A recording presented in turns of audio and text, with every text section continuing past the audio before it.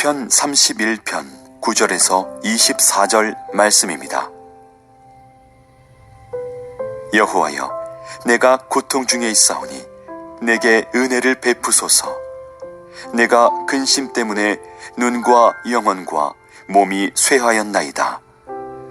내 일생을 슬픔으로 보내며 나의 연수를 탄식으로 보내며 내 기력이 나의 죄악 때문에 약하여지며 나의 뼈가 쇠하도소이다. 내가 모든 대적들 때문에 욕을 당하고 내 이웃에게서는 심히 당하니 내 친구가 놀라고 길에서 보는 자가 나를 피하였나이다. 내가 잊어버린 바 됨이 죽은 자를 마음에 두지 아니함 같고 깨진 그릇과 같으니이다. 내가 무리의 비방을 들었으므로 사방이 두려움으로 감싸였나이다. 그들이 나를 치려고 함께 의논할 때에 내 생명을 빼앗기로 꾀하였나이다. 여호와여, 그러하여도 나는 주께 의지하고 말하기를 주는 내 하나님이시라 하였나이다. 나의 앞날이 주의 손에 있사오니 내 원수들과 나를 핍박하는 자들의 손에서 나를 건져주소서. 주의 얼굴을 주의 종에게 비추시고 주의 사랑하심으로 나를 구원하소서. 여호와여, 내가 주를 불렀사오니 나를 부끄럽게 하지 마시고 악인들을 부끄럽게 하사 수월에서 잠잠하게 하소서. 교만하고 완악한 말로 무례히 의인을 치는 거짓 입술이 말 못하는 자 되게 하소서. 주를 두려워하는 자를 위하여 쌓아두신 은혜, 곧 주께 피하는 자를 위하여 인생 앞에 베푸신 은혜가 어찌 그리 큰지요.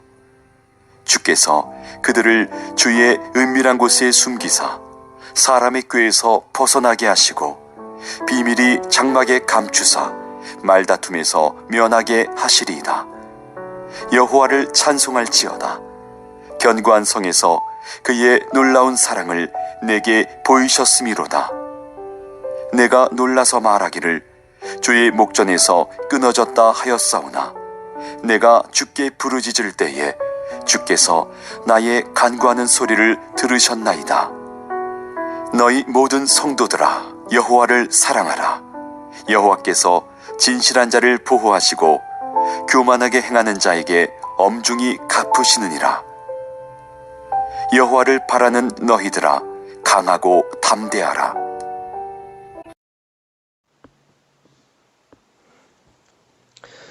다윗에게 하나님이란 우리가 시편 31편을 보게 되면은 처음에는 반석과 산성이라고 다윗이 고백을 하고 있습니다. 자신이 의지하고 숨을 수 있는 곳, 바로 그것이 하나님이 계신 곳이라고 이제 고백을 하는 거죠. 그러다가 이제 31편을 보다 보면은 그냥 하나님을 반석과 산성이라고만 표현하지 않고 나의 반석과 나의 산성이라고 말을 하고 있습니다. 하나님과 나의 관계가 성립되는 것을 보여주고 있는데요. 다윗이 하나님은 내가 믿을 수 있는 분이고 내가 의지할 수 있는 분이고 나의 피난처이다 라고서 고백을 하는 것입니다. 그러다가 이제 31편을 보게 되면은 다윗이 하나님을 반석과 산성이 아니라 나의 하나님이라고 이제 부르는 것을 우리가 보게 되는데요. 하나님이 그냥 의지하고 또 피할 수 있는 것이 아니라 그러한 분 이상의 분이 되신다는 것을 다윗이 고백을 하는 것입니다. 하나님이라고, 나의 하나님이라고 말을 하는 것은 하나님께서는 나를 돕고 구하실 수 있는 전능하신 하나님이라고 고백을 하는 것인데, 우리가 하나님을 어떤 분인가라고 인식을 하느냐에 따라서 우리가 하나님을 대하는 모습이 달라지는 것을 볼 수가 있는데요. 다윗이 하나님을 나의 하나님이라고 부르면서 하나님에게 자비를 구하는 것을 우리가 보게 됩니다. 하나님이 나를 직접 구해 주시옵소서라고 기도를 하는데요. 오늘 이 아침 우리가 이 말씀을 묵상을 하면서 우리가 하나님은 나에게 있어서 하나님은 누구신가 우리가 다시 한번 생각해 보기를 원합니다. 다윗은 하나님을 나의 산성, 나의 반석이라고 부르면서 또 나의 하나님이라 불렀는데 우리는 하나님을 어떻게 부르고 있는지, 우리가 하나님을 어떻게 누구라고 인식하느냐에 따라서 우리가 하나님을 대하는 그러한 모습이 달라지는 것을 우리가 볼 수가 있는데요. 성도님은 하나님을 누구라고 인식하시고 또 부르시고 계십니까? 오늘 말씀을 우리가 한번 보도록 하겠는데요. 다윗이 하나님을 하나님이라고 인식을 하면서 자신의 처지를 자세하게 설명을 합니다. 그러면서 하나님의 자비를 구합니다. 우리가 9절을 보도록 하겠는데요. 어저께 이어서 9절을 보는데 9절을 보니까 다윗이 이런 기도를 합니다. 여호와여 내게 은혜를 베푸소서. 하나님 보고 자신을 불쌍히 여겨 달라고 간구하고 있는 것입니다. 이유가 있죠. 9절을 보니까 내가 고통받고 있습니다. 얼마나 고통을 받았는지 눈에 시력이 떨어진다고 합니다. 잘 보이지가 않는 것이에요. 근데 그 이유를 9절에 설명하고 있는데 그게 근심 때문에 그렇다고 합니다. 근심이라고, 여기서 근심이라고 말하는 것은 이제 슬픔을 이야기하고 있는 건데요. 마음의 슬픔이 너무 가득해서 내가 앞이 잘 안 보입니다.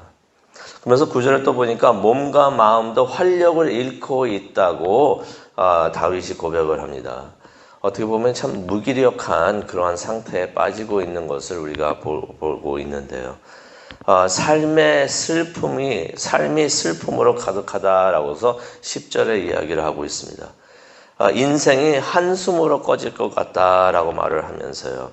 그런데 다윗이 그런 말을 하면서 다른 사람의 탓을 하지를 않습니다. 10절에 보니까 내 죄로 인해서 내 힘이 빠지고 내 뼈들이 녹아버립니다 라고서 말을 하고 있습니다. 우리가 힘든 시간을 보내면서 한 가지 생각해 볼 것이 있는데요. 고난이란 것이 우리에게 두 가지 역할을 하는 것을 우리가 보게 됩니다. 하나는 우리가 힘든 시간을 보내면서 그럴 때 하나님을 멀리하게 되고 하나님을 떠나가게 되는 경우가 있습니다. 이것은 참으로 위험한 경우가 되겠는데요. 고난을 당하면서 하나님을 원망을 합니다. 이거 하나님이 안 도와주셔서 이렇습니다 하면서 하나님을 원망하고 또 하나님 앞에 가서 분노하게 되는 경우가 있는데 이런 경우는 무척이나 위험합니다.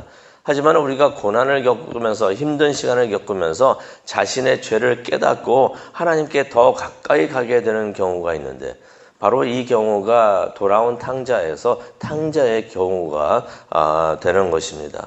이런 경우는 참 이것이 우리에게 은혜이고 좋은 현상이라고 우리가 볼 수가 있는데 다윗이 자신의 죄를 깨달으면서 힘든 시간을 겪으면서 자신의 부족함과 자신의 죄를 깨닫고 회개하는 것을 여기서 우리가 보게 됩니다. 우리도 그랬으면 좋겠습니다. 우리도 고통을 받을 때 힘든 시간을 보낼 때 우리 자신을 돌아보는 시간을 갖기를 원합니다.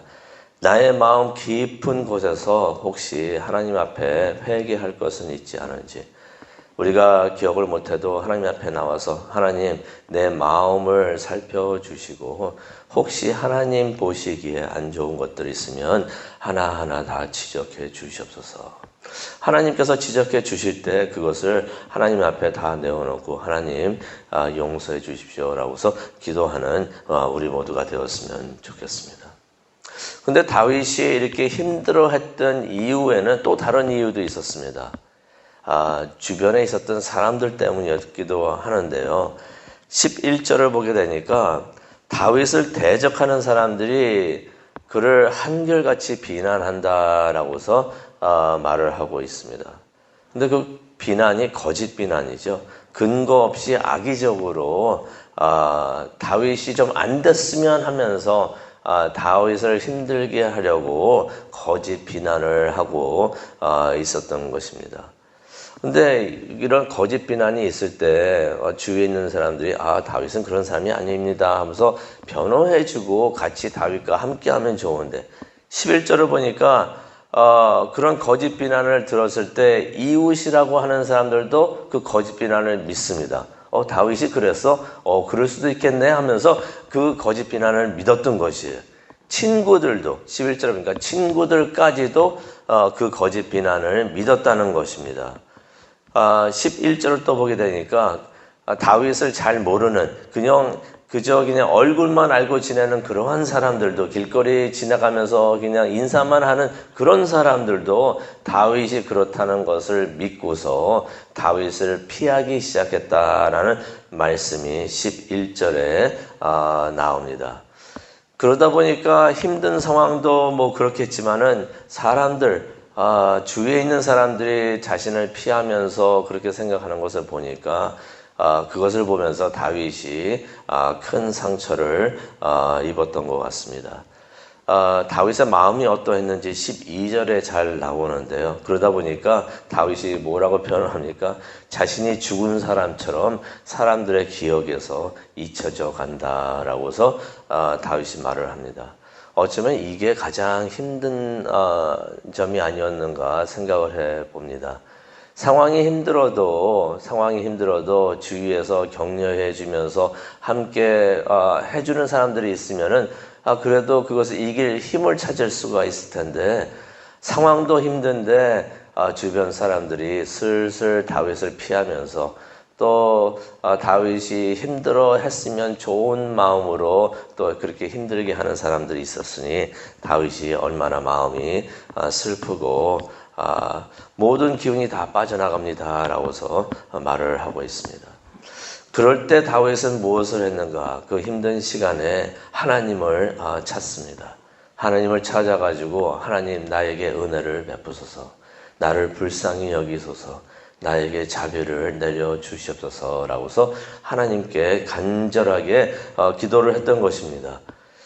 그렇게 기도를 할 때 하나님께서 다윗의 기도를 들어 응답해 주십니다. 우리가 하나님을 찾을 때 하나님께서 우리를 만나 주실 줄로 믿습니다.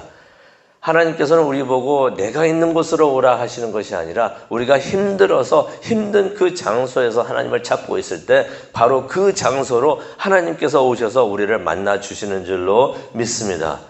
그래서 우리가 19절을 보게 되면은 다윗이 힘들어서 하나님을 찾고 있을 때 하나님의 은혜를 체험을 하는데요. 은혜를 체험을 하면서 간증 비슷하게 고백을 합니다. 주를 경외하는 자에게 주려고 주님께서 마련해 두신 그 복이 어찌 그리도 큰지요. 하나님께서 내려주시는 그 은혜를 벌써 체험을 하고 있는 것입니다. 체험을 하고 있으면서 하나님의 사랑과 하나님의 은혜가 너무나 큽니다 라고서 19절에 그렇게 말을 하고 있는 것입니다. 세상 사람들은 다 다윗을 버려도 다윗이 하나님을 바라보고 있는데 하나님께서 다윗을 바라보면서 웃고 계시는 것을 다윗이 보고 있었던 것입니다. 이게 큰 축복이 되는 줄로 믿습니다. 우리가 하나님의 얼굴을 바라보고 하나님이 우리를 바라보시면서 하나님이 우리를 기뻐하시면서 웃고 계신다면 그게 우리에게 축복이 되는 줄로 믿습니다. 여기서 웃고 계신다는 것은 부모가 자녀를 바라보면서 흐뭇해하면서 웃고 있는 그 모습, 바로 그것을 말하고 있는데, 그래서 축도에도 보면은 구약에 나오는 축도에도 보면은 그런 말을 하고 있습니다. 하나님의 얼굴이 나를 보면서 웃고 있는 바로 그것이 우리에게 큰 축복이 된다는 말씀이 있는데 그것을 다윗이 보면서 힘과 기운을 찾는 것을 우리가 보게 됩니다. 하나님께서 그 힘든 상황 속에서도 다윗을 지켜보고 계셨고 보호하고 계셨다는 것을 우리가 20절을 통해서 보게 됩니다. 다윗이 그것을 깨닫게 되니까 하나님을 찬양을 합니다. 그래서 21절에 이런 말을 하죠. 여호와를 찬양할지어다. 그의 놀라운 사랑을 내게 보이셨다라고 말을 합니다. 다윗이 이 시기에 너무나 힘들어가지고 한때는 다 포기하려고 했던 적이 있었어요. 그것을 22절에 고백을 합니다. 한때는 다 포기하고 관두자라고 생각한 때도 있었지만은 그럴 때에도 하나님을 찾고 하나님께 기도를 하니까 하나님께서 기도를 들어 응답해 주시는 것을 22절에 그렇게 또 다윗이 고백을 합니다. 내가 놀라서 말하기를 주의 목전에서 끊어졌다 하였사하오나 포기하려고 했었다는 얘기죠. 내가 주께 부르짖을 때에 주께서 나의 간구하는 소리를 들으셨나이다.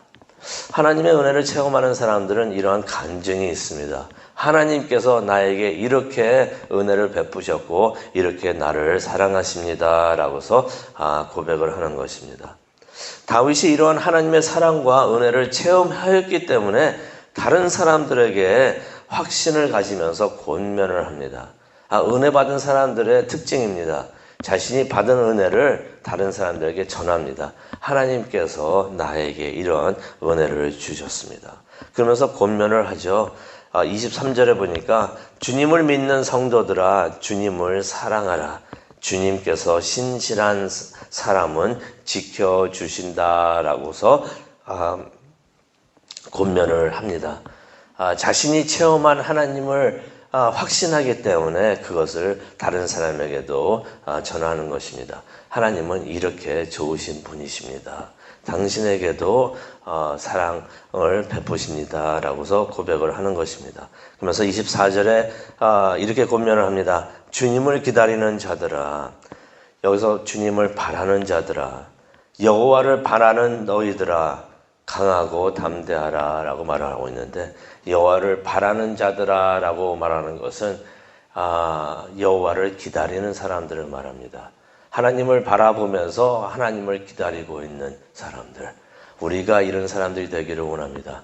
하나님의 시간을 바라보면서 지금 내가 원하는 이 시간에 하나님께서 내가 원하는 것을, 내가 기도하고 있는 것을 주지 않으셔도 하나님의 시간에 하나님께서 오셔서 하나님의 방식대로 하나님께서 은혜를 베푸실 것이다 라고 확신을 하면서 하나님을 바라보기를 원합니다. 하나님을 바라보면서 하나님을 기다리는 우리 모두가 되기를 원합니다. 이때 우리가 하나님께서는 살아계셔서 우리에게 오셔서 우리에게 크게 역사해 주실 줄로 믿습니다.